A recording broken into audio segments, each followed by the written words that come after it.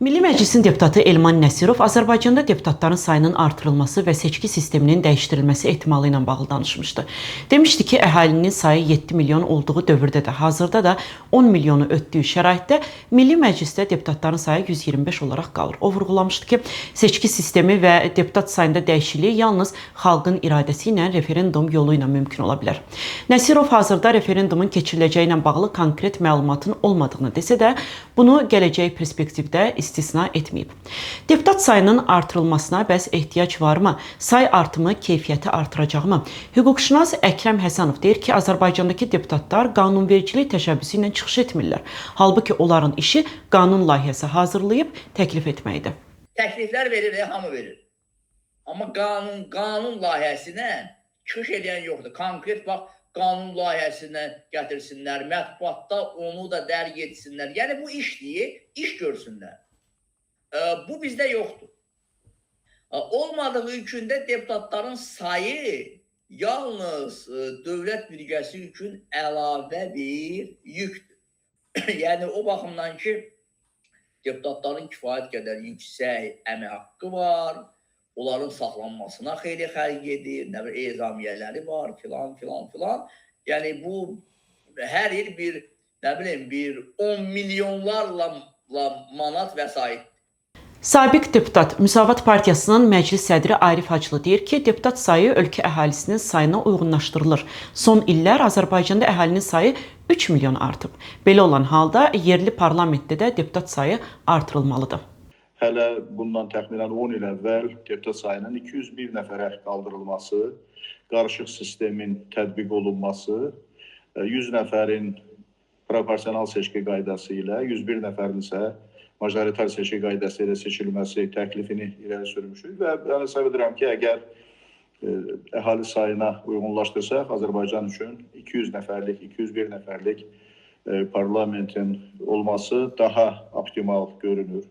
Eyni zamanda ölkədə, yəni bizim təklifimiz ondan ibarətdir ki, ölkədə ümumiyyətlə qanunvericilik hakimiyyətinin mövqeyini gücləndirmək lazımdır. Bir çox demokratik ölkələrdə, azad ölkələrdə, hətta yarım azad ölkələrdə parlamentli dövlətlər, parlamentli hakimiyyətlər var və dövlət daha çox seçilmiş baş nazirlər tərəfindən idarə olunur. Yəni prezident üsul idarəsi daha çox hakimiyyətin bir piramida halına gətirilməsinə gətirib çıxarır ki, bu da sonda avtoritar idarəçilik sisteminin formalaşması ilə nəticələnir. Arif Hacılı hesab edir ki, indiki şəraitdə deputat sayının neçə olması fərq yaratmır. Çünki indiki məclisin qanunvericilik funksiyası yoxdur. Daha çox icra hakimiyyəti strukturlarından asılı olan prezident hakimiyyətinin tapşırıqlarını yerinə yetirən bir milli məclis var.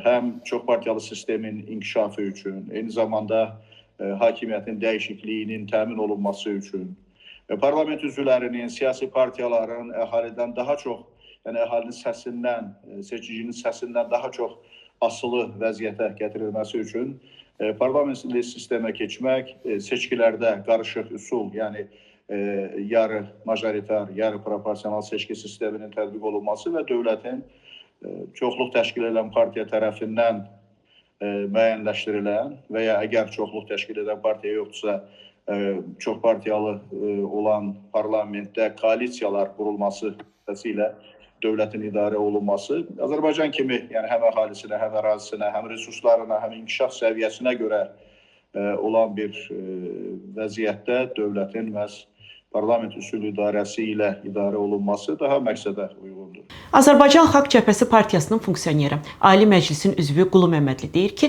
Milli Məclisdə iki palatalı sistemə keçidlə bağlı da müəyyən fikirlər bildirirlər. Deputat sayını da 25-30 nəfər artırmaqla ölkədə islahat aparıldığını göstərmək istəyirlər. Azərbaycandakı 33 illik avtoritar rejimin ildən ilə hansı şəkildə sərtləşdiyinin fərqindəyik.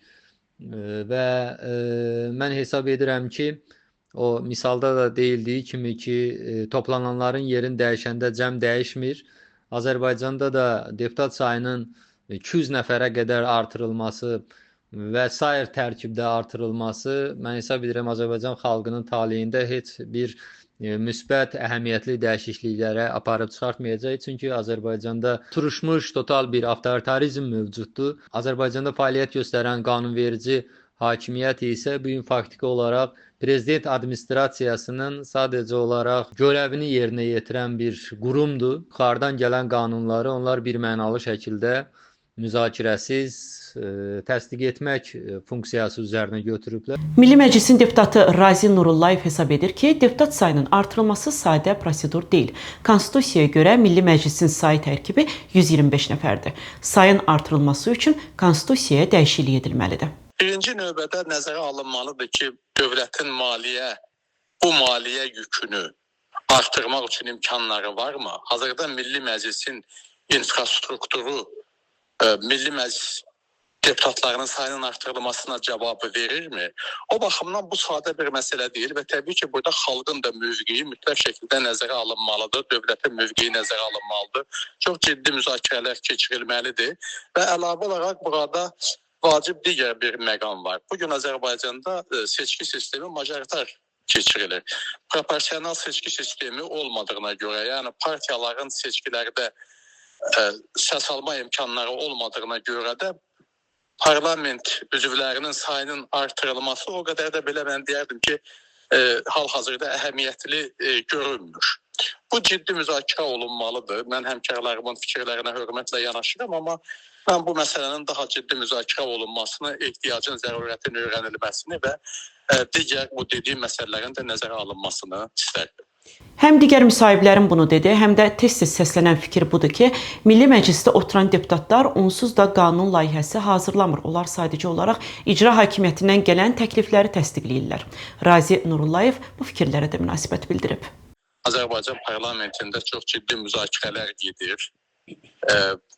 Kifayət qədər məsələlərə əleyhinə səs verən deputatlar var.